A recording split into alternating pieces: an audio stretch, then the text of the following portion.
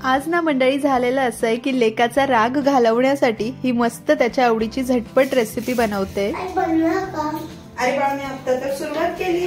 लवकर बनवा ना, मला कंटाळा होते माझ्या आवडीचे पदार्थ आहे। अरे मी बनवते, पटकन बनवते आणि तुला आवाज देते। तू खेळ हॉल मध्ये। हा ठीक आहे ठीक आहे।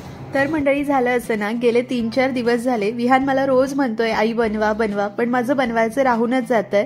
तर त्याला म्हटलं आज दुपारच्या जेवणात काय बनवू, तर तो रागवल्यासारखा म्हणतो आई मी तुम्हाला सांगणारच नाही काय बनवू, कारण मी सांगितलेलं तुम्ही बनवत नाहीये। म्हटलं चल आजच बनवते। 2 कांदे चिरून घेतले, एक छोटंसं वाटण करायचंय। मिक्सर जारमध्ये 2 हिरव्या मिरच्या, 7 ते 8 लसणीच्या पाकळ्या, अर्धा इंच आलं, थोडीशी कोथिंबीर आणि 2 जाडसर चिरलेले टोमॅटो। पाणी न घालता मिक्सरला अगदी छान बारीक वाटण करून घ्यायचं। झटपट वाटण तयार झालं।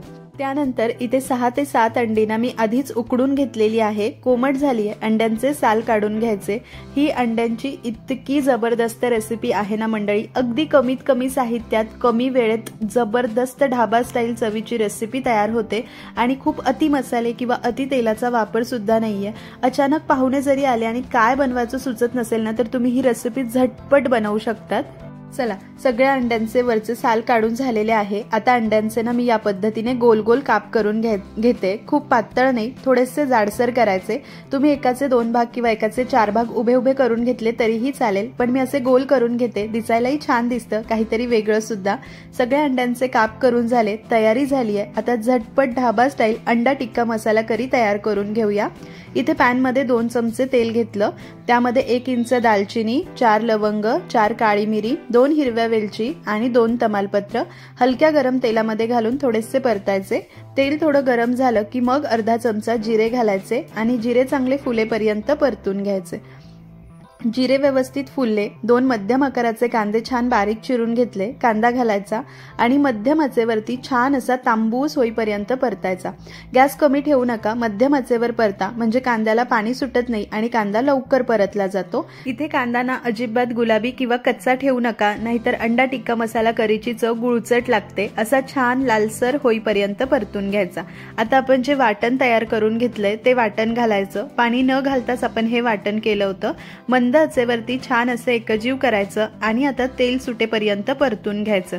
यातलं हे सगळं टोमॅटोमुळे जे पाणी आहे ते सगळं रिड्यूस व्हायला हवं आणि हे छान परतायला हवं।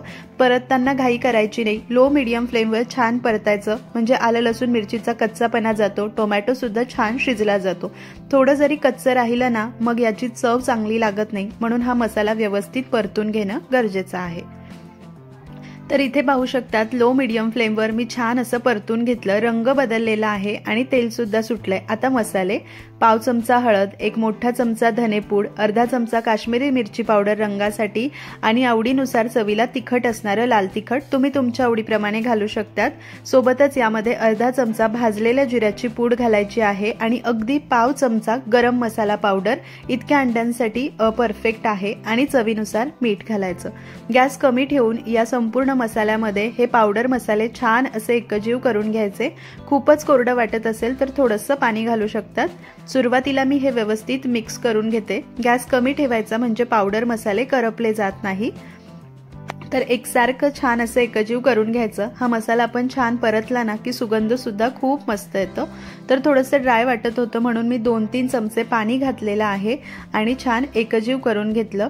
आता परत एकदा 2-3 मिनिटं तेल सुटेपर्यंत परतून घ्यायचं। तर इथे वाटण छान परत 2-3 मिनिटं परतून झालं। 3 मोठे चमचे, म्हणजे नाश्त्याच्या चमच्याने 3 चमचे दही मी फेटून घेतलेलं आहे। चांगलं फेटून स्मूथ करायचं।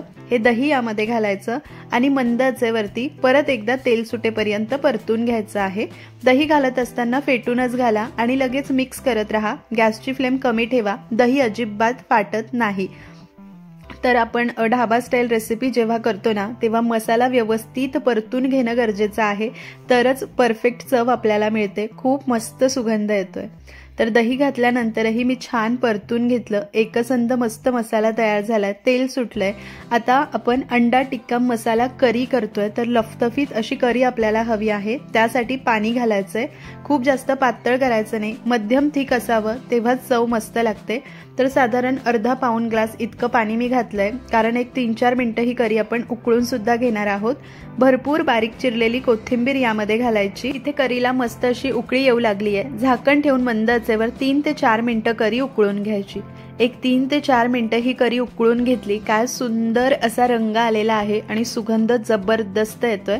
आता आपण जे उकडलेल्या अंड्यांचे स्लाइस करून ठेवलेले आहे ना, ते यामध्ये घालायचे आहे। जसे की मी सुरुवातीला सांगितलं, तुम्ही एका अंड्याचे फक्त 2 भाग करून घेतले किंवा 4 उभे स्लाइस करून घेतले तरीही चालेल, पण असं केल्याने ना थोडंसं वेगळं वाटतं, दिसायलाही छान दिसतं। आम्ही एकदा बाहेर म्हणजे गेलो होतो तेव्हा मिस्टरांनी आणि विहाननी खाल्ला होता अंडा टिक्का मसाला, तर सेम याच पद्धतीचा तो दिसत होता, म्हणून मी तसाच केला आणि त्यांनी चाखल्यावरही सांगितलं की खूप छान झालेला आहे। स्लाइस घातल्यानंतर व्यवस्थित एकजीव केलं, त्यानंतर कोथिंबीर घातली आणि सर्वात महत्त्वाचं म्हणजे चमचाभर कसुरी मेथी। कसुरी मेथी जरूर घाला, सुगंध आणि चव खूप मस्त लागते। आता यावर झाकण ठेवून मंद आचेवरती फक्त 1-2 मिनिटांची वाफ काढायची आहे। तुम्ही याला रोटी, चपाती, फुलका, पराठा कशासोबतही सर्व करू शकतात। 2 मिनिटांची वाफ काढली आणि चमचमीत ढाबा स्टाईल अंडा टिक्का मसाला इथे तयार झालेला आहे। लगेच सर्व करून घेऊया। हवं तर तुम्ही यामध्ये अजून थोडी सैलसर करी ठेवू शकतात, पण लगेच खाणार असाल तर ही परफेक्ट आहे। तर विहानसाठी स्पेशल केलंय, तर त्यालाच आपण विचारूया कशी झाली आहे। तर त्याला ना ही फार आवडली होती। मसाल्यांचं प्रमाण सुद्धा योग्य होतं, म्हणून मुलांसाठी सुद्धा परफेक्ट आहे आणि मोठ्यांसाठी सुद्धा। तुम्ही सुद्धा या वीकेंडला माझ्या या पद्धतीने हा अंडा टिक्का मसाला करी नक्की ट्राय करा।